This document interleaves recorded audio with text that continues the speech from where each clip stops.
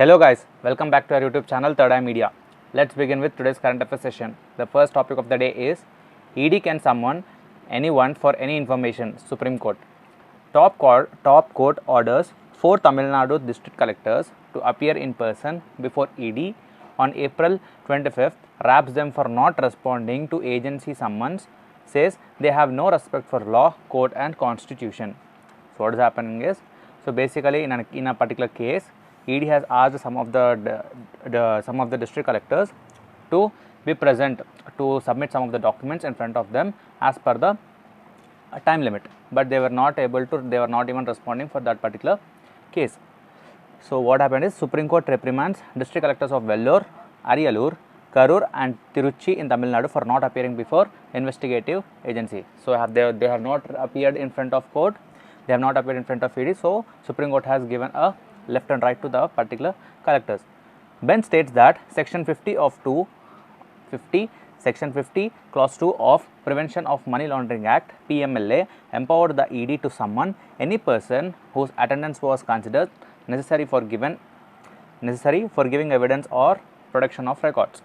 District collectors express inability to compile data and present it to ED on time, owing to poll work and implementation of welfare programs.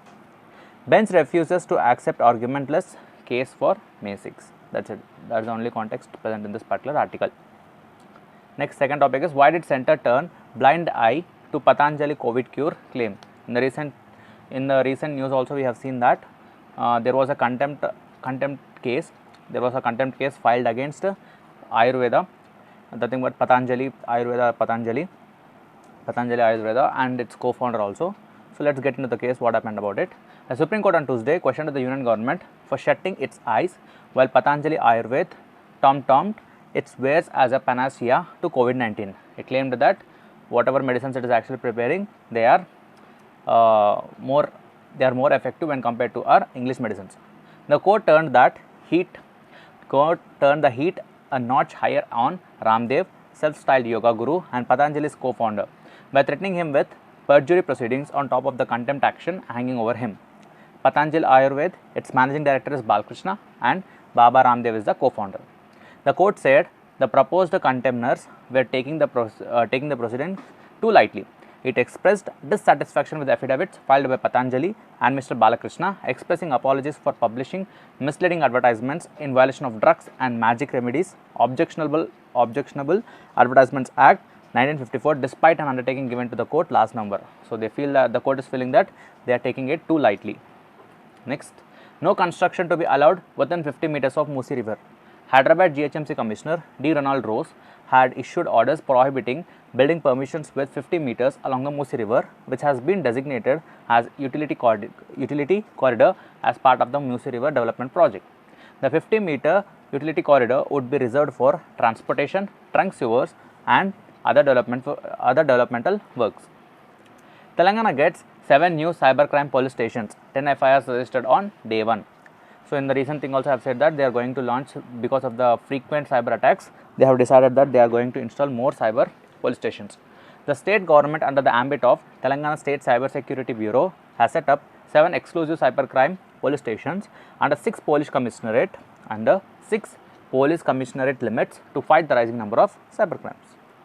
Next, Telangana government will not implement CAA or NRC. CA stands for Citizenship Amendment Act and NRC is National Register of Citizens. Telangana Minister for Irrigation and former PCC Chief N. Uttam Kumar Reddy on Tuesday said the Congress government would not implement the Citizenship Amendment Act or the National Register of Citizens in the state. So next, cash-strapped government shares at mounting retirement liability. So what is it about is, thousands of employees are set to retire from services starting this year, and the government has a huge liability in the form of payment of retirement benefits to them. According to information available, 7,995 employees, including 1,419 gazette officers, 5,316 non-gazetted officers and 1,216 class 4 staff are due to retire this year.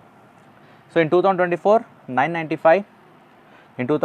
total 7,995, among which 1,419 gazetted officers were present, 5,316 non-gazetted officers, 1,216 class 4 staff. In 2025 also there are some people who are going to retire, that is 9,630 count. In 2026 respectively 9,719 count. So these people are going to retire, so they should definitely be able to get paid their liabilities before they get retired.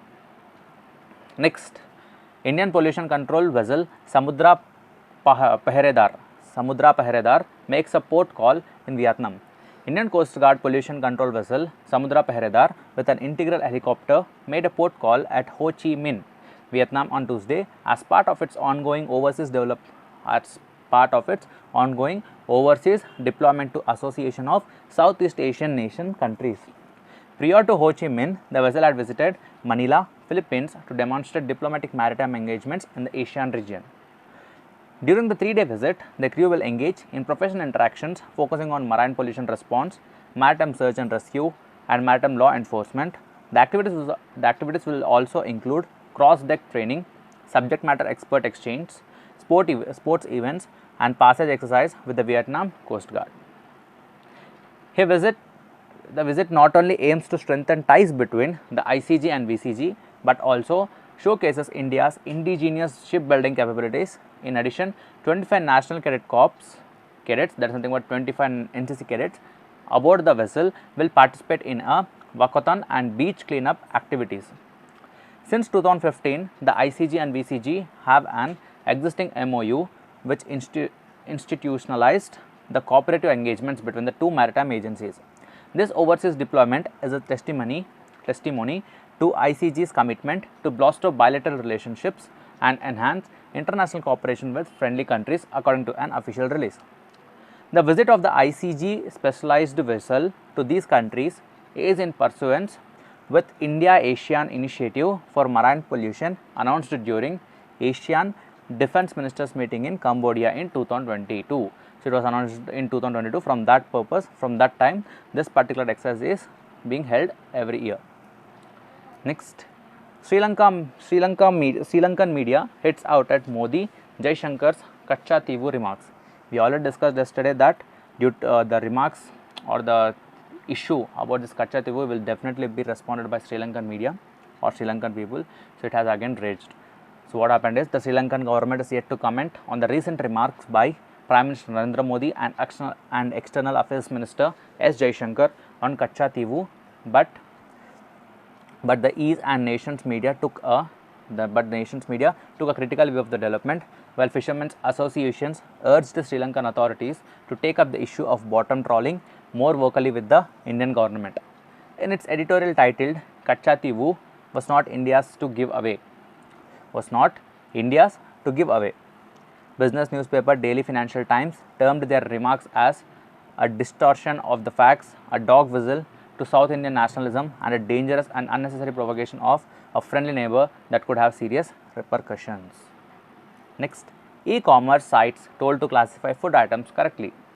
The Food Safety and Standards Authority of India, that is FSSAI, on Tuesday directed all e-commerce food business operators to ensure the appropriate categorization of food products being sold on their websites.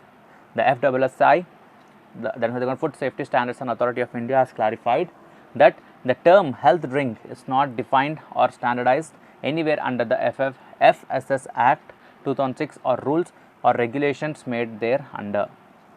Next, first batch of 64 Indian workers from Haryana, Uttar Pradesh leave for Israel. The Israeli government raised an urgent request for construction workers in November 2023, and Israeli Prime Minister Benjamin Netanyahu had discussed fast tracking the process with Prime Minister Narendra Modi in December as the country faced major labor shortages after it banned thousands of Palestinians from working in Israel following the terror strikes by Hamas on October 7th. While officials had earlier said they were part of business-to-business recruitment, the External Affairs Ministry subsequently clarified that the workers were traveling to Israel under a government-to-government arrangement as part of the India-Israel Mobility Partnership signed in 2023. As Israel is not on the list of immigration clearance required countries, registration for the workers is not mandatory on the ministry's e-migrate portal, Ministry of State V. Muralidharan said in a parliamentary reply on February 9th. With the first batch of 64 leaving on Tuesday, An estimated 1500 Indians will leave for work in Israel over April, the officials said. Next, India risking demographic dividend. World Bank says from 2000 to 2022, India's employment ratio fell by more than in the other Southern Asian nations except Nepal. India's employment ratio fell by more than other South Asian nations except Nepal. India's robust economic expansion has, however, kept the region's output growth stronger than in other emerging markets.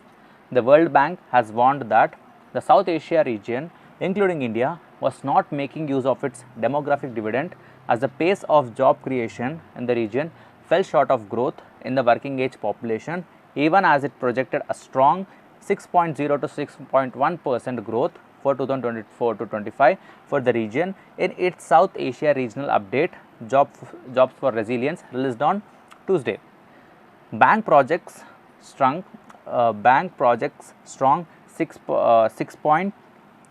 6.1% growth for 2024-25 for the region in its regional update region could have 16% higher growth if share of its work age population with jobs was on par with other EMDEs. Next, weak employment concentrated in non-agricultural sectors, notes lender. The weak employment trends in the region were concentrated in agricultural sectors, the World Bank said, reflecting challenges in the institutional and economic climate which had stifled the growth of businesses. To encourage job growth, the bank recommended supporting the participation of women in the economy, increasing openness to trade and improving education.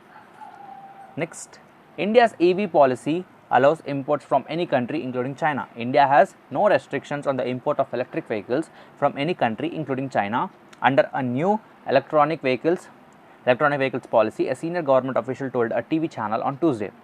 Last month, India announced lowering import taxes on certain electric vehicles produced by car makers who commit to invest at least $500 million and start domestic manufacturing within 3 years. So, that's all for the day. Hope you guys are following.